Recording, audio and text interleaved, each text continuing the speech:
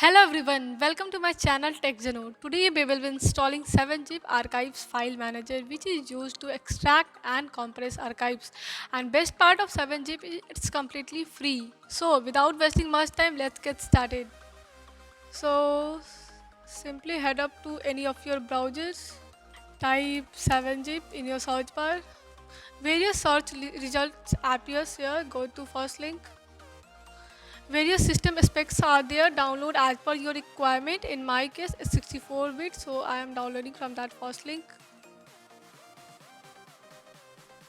Once downloaded, click on that, go to that file.